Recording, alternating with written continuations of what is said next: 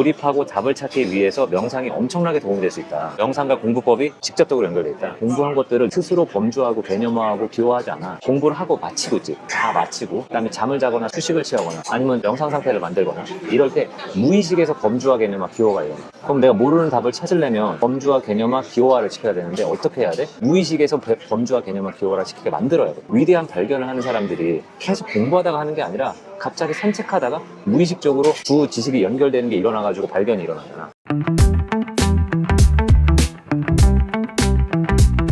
몰입하고 답을 찾기 위해서 명상이 엄청나게 도움이 될 수 있다. 이 얘기를 이제 하려고 하는 거야. 명상과 공부법이 직접적으로 연결돼 있다. 생각, 감정, 감각을 지워버리는 상태 있지. 그게 명상 상태라고 했잖아. 생각, 감정, 감각을 지워버린 명상 상태를 유지하는 게 몰입과 답을 찾는 거에 얼마나 큰 영향을 주는지 내가 설명을 아주 간단하게 할 수 있어. 내가 만약에 명상을 공부하기 직전에 만약에 한다고 해봐. 명상 상태를 뭐라고 그러냐면 집중은 일어났는데 의식에 내용이 없는 상태라고 했어. 한 접으로 집중하기 시작하면 한 대상에 주의가 몰리기 시작하지. 주의가 몰리기 시작한 상태에서 주의를 집중하는 것조차도 잃어버릴 정도로 몰입이 일어나면 어떻게 돼? 행위가 없어지고 행위가 없어지면 대상과 주체가 같이 없어진다. 그래서 생각, 감정, 감각에 있는 의식의 내용이 없어진 상태가 일어나는데 집중은 유지된 상태가 일어난다. 그거를 또 뭐라고 그랬지? 김정환 교수님은 집중이 일어나고 있는데 의식의 내용이 없는 상태니까 자기 참조 과정이 계속 일어난다고 했어요.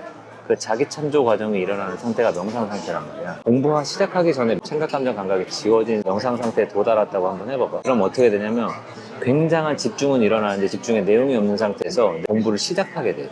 그럼 어떻게 돼? 내 모든 공부 내용들이 다 어떻게? 다 갖다 박히는 거야. 어저께 있었던 일, 오늘 있었던 일, 내일 있었던 일, 1년 뒤에 있을 일, 한 달 뒤에 있을 일들이 머리로 꽉 차 있는 상태. 그러면 거기에 책을 읽거나 공부를 하거나 독서를 하거나 내가 새로운 지식을 갖다 넣을 수가 있습니까? 못 넣지. 내가 머릿속에 꽉 차 있기 때문에 더 이상 들어갈 수 있는 지식이 없다고. 그런데 의식의 내용이 완전히 없는데 집중이 일어나는 상태였으면 어떻게 돼? 내가 읽는 것들이 있지. 내 머릿속으로 들어오는 것들이 전부 다 의식에다 갖다 박힌다고. 그러면 뭐가 좋으냐면 범주화, 개념화, 기호화를 하기 위한 재료들이 머리에 다 박혀있는 상태라고.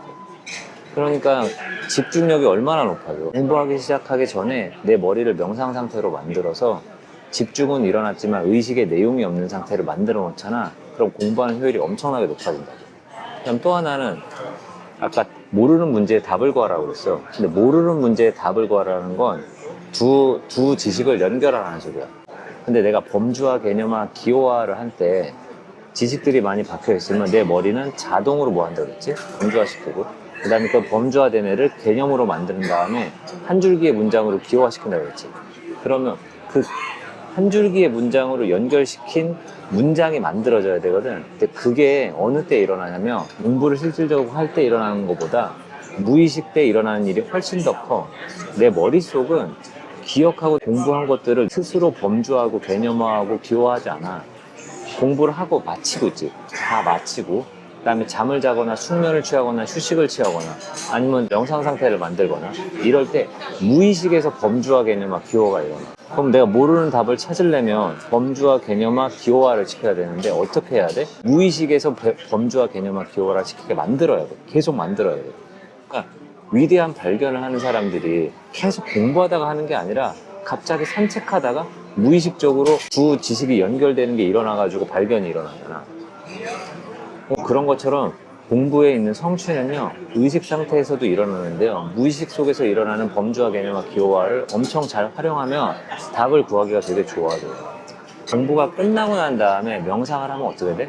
의식의 내용이 없는데 어떻게 돼? 집중은 일어나는 상태가 되지. 내 머리가 자동으로 범주화, 개념화, 기호화를 하게 된다고. 그러면 자동으로 범주화, 개념화, 기호화를 하게 되면 어떻게 돼? 내가 몰랐었던 연결을 내 스스로 만들어. 내 무의식이 스스로 만드는 거야. 그러니까 뭐라 그래야 되나? 그거를 이용하는 거지. 내 무의식에 있는, 내 머릿속에서 일어나는 무의식에 있는 활동을 공부에 의도적으로 사용하는 거야. 그러면 어떻게 돼요? 성취가 엄청 늘어난다니까. 공부하기 전에 명상하잖아. 그다음 공부한 다음에 명상하잖아. 그럼 처음에는 집중이 일어나가지고 공부하는 지식들이 머리에 다 갖다 박히고 그 다음에 공부 끝나고 난 다음에 명상하면 어떻게 돼? 무의식을 활용해서 범주화, 개념화, 기호화를 해서 내가 몰랐던 연결을 내 머리가 알아서 만들어준다고. 그러면 답을 구하는 거고. 공부할 때 명상이 아주 강력한 도구가 될 수 있다.